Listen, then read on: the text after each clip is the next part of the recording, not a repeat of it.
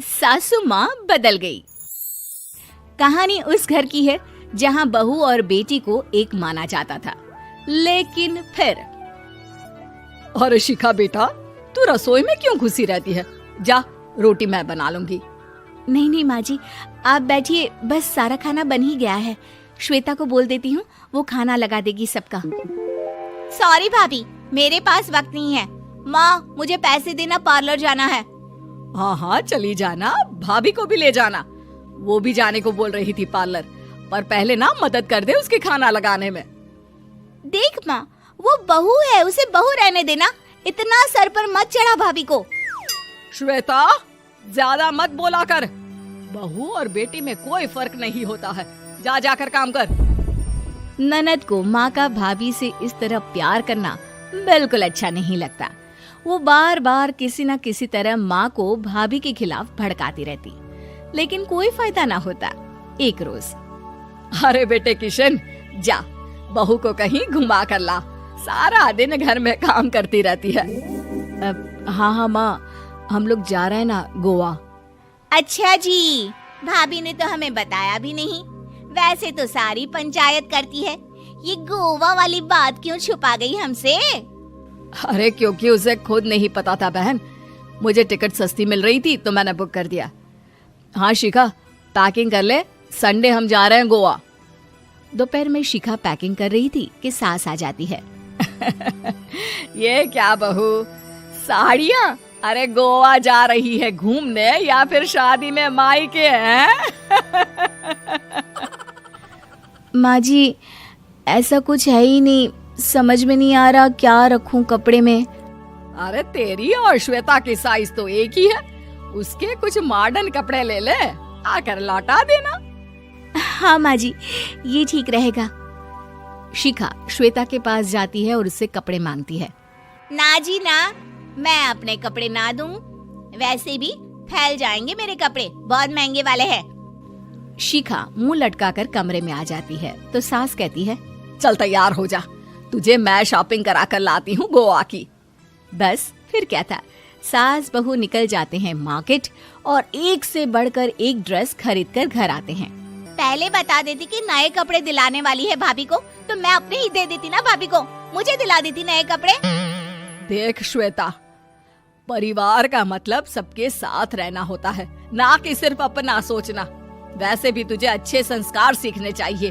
और रही बात कपड़ों की, तो शिखा, आज से घर पर भी तू मॉडर्न कपड़े ही पहनेगी। कोई जरूरत नहीं है ये साड़ी वाड़ी लपेटने की। अब क्या था, घर पर श्वेता और शिखा एक जैसे रहते। एक बार पड़ोसन आती है। अरे बेटा, अपनी माँ को तो बुलाना जरा, बात करनी है। शिखा सास को बताती है और रसोई में चली जाती है। ये आपकी बेटी बहुत बड़ी हो गई है, इसके लिए एक रिश्ता है, कहो तो बता दूं। ये बेटी नहीं बहू है, घर में सब एक जैसा ही रहता है। वैसे मेरी बेटी भी बड़ी हो गई है, कोई रिश्ता हो तो जरूर बताना। पड़ोसन रिश्ता लेकर उन लोगों के घर आती है। तब श्वेता की होने वाली सास कहती है, तो ये घर है, कितने मंजिल का है? और ये बहू ने आपकी क्या पहन रखा है, जीन्स टॉप? अरे भाई, साड़ी वाड़ी नहीं है क्या इसके पास? देखिए, सर्दी है तो साड़ी में बहू कैसे मैनेज करती, वैसे पहनती है साड़ी भी। देखिए, हम लोग ठहरे पैसे वाले लोग, कोई कमी नहीं है हम लोगों के पास पैसों की, बहुत पैसे हैं, जमीन, नौकर चाकर, कार, सब कुछ है, लेकिन घर में संस्कारी बहू चाहिए। समझ रही है ना आप? सास कुछ कहती कि श्वेता बोल पड़ती है, हाय रे, नौकर चाकर से लेकर जमीन, कार, पैसा, हाँ हाँ मुझे रिश्ता मंजूर है, मंजूर है मुझे। अरे रुक जा श्वेता, मैं बात कर रही हूँ ना। देखिए, हम लोगों के घर इतनी आजादी नहीं मिलेगी। अरे हाँ कर देना माँ, हाँ कर दे जल्दी से। सास क्या करती, बेटी की शादी ऐसे घर में कर देती है जहाँ ना उनके विचार मिलते हैं और ना ही आचार। शादी के बाद एक रोज फोन पर, श्वेता बेटा, एक बार घर आ जा, बहुत दिल करता है तुझे देखने का। माँ, वो घर पर बहुत काम होता है, कैसे आऊँ? बड़ा घर है, लेकिन आने जाने वालों की लाइन ही लगी रहती है। बेटा मैं तो जानती थी उस घर का हाल, लेकिन तू ही नहीं मान रही थी। माँ देख, हर घर का यही हाल है। तेरी बेटी को यहाँ घूंघट हटाने की परमिशन नहीं है और एक तरफ भाभी स्कर्ट पहनकर घूम रही है। बेटा मुझे क्या पता था कि मेरी बेटी को ससुराल के नाम पर पिंजरा मिल जाएगा। अच्छा माँ, फोन रखती हूँ, सास को गर्मा गर्म रोटी खिलानी है।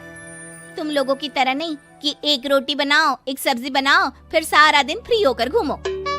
सास फोन तो रख देती है, लेकिन सोच में पड़ जाती है कि एक तरफ बेटी जिसे कोई आजादी नहीं, वहीं दूसरी तरफ बहू जिसे देखकर लगता ही नहीं कि उसकी शादी भी हुई है। अगले रोज। शिखा, अरे ओ शिखा। हाँ माँ, क्या हुआ? कुछ चाहिए आपको? मैं जिम जा रही थी। जिम के कपड़ों में बहू को देखकर सास को घूंघट में अपनी बेटी का ख्याल आता है। देख बहू, घर में बहू की तरह रहा कर। इतने टाइट कपड़े पहनकर जिम जाना पसंद नहीं मुझे। जा जाकर रोटी बना। रोटी? माँ अभी तो शाम की 6 बजे हैं, इस वक्त रोटी? अब क्या मेरे खाने पीने पर भी पहरा है? अरे जब मर्जी तब मैं अपने घर में खा भी नहीं सकती क्या? बहू को अजीब लगता है। वो समझ नहीं पाती कि जो सास कल तक इतनी सपोर्टिव थी, उन्हें अचानक से क्या हो गया। वो किचन में जाती है, गरम रोटी के साथ 2 तरह की सब्जी, रायता, सलाद सब लेकर सास के पास आती है। माँ जी, खाना। इतना सारा खाना? राक्षस समझा है क्या मुझे? रोटी मांगी थी मैंने गर्मा गर्म बस। पर माँ जी, रोटी खाती किससे आप? सब्जी तो बनानी थी ना। अरे भूख मर गई मेरी तेरी बहस से। जा जाकर काम कर, अंदर पूरी रसोई साफ कर। बहू अंदर चली जाती है। थोड़ी देर में श्वेता घर आती है।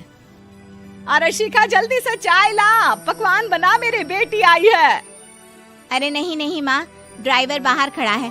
मैं तो घर का कोई सामान खरीदने के बहाने यहाँ आ गई हूँ, मुझे जाना होगा।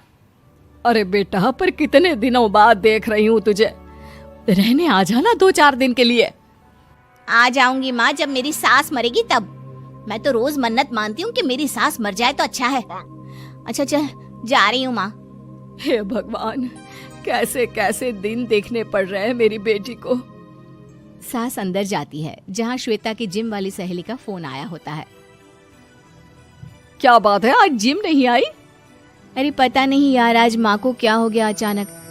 पर खैर कोई नहीं, लगता नहीं कि मैं अब जिम आ पाऊंगी। शिखा स्पीकर पर बात कर रही थी, जिसे सास सुन रही थी।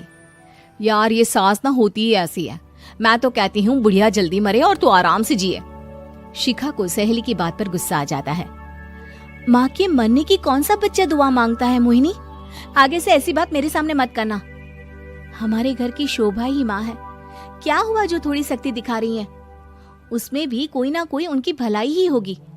मैं तो कहती हूँ भगवान मेरे जैसी सास सबको दे, जो सिर्फ माँ की तरह है।